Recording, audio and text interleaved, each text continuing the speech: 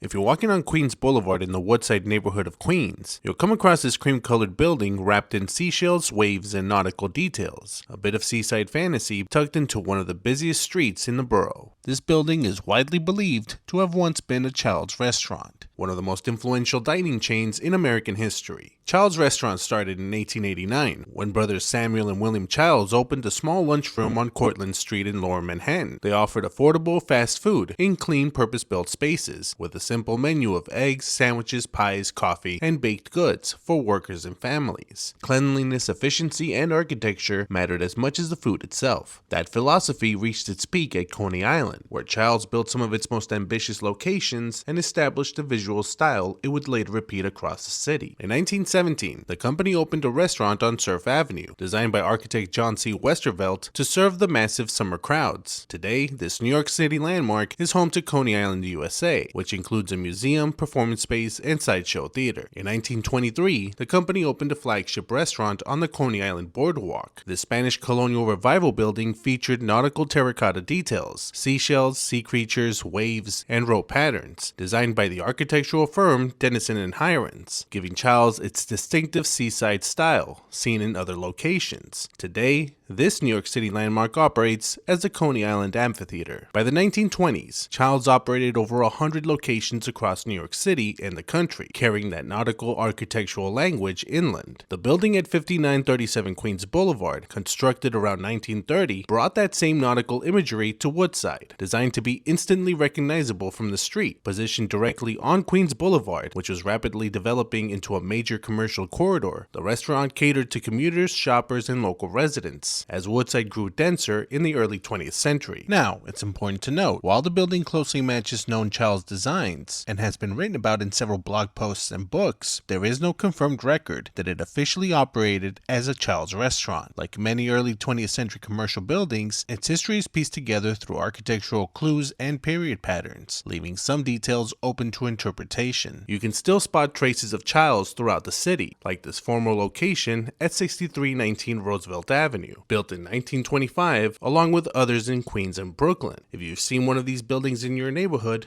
drop them in the comments. Childs declined during the Great Depression and struggled after World War II to compete with newer diners and fast food chains. Its buildings were expensive to maintain, and by the early 1960s, the corporate chain was sold off, leaving behind only its architecture. Every detail on New York City's old buildings tells a story, and if you take the time to look closely, the city's past comes alive.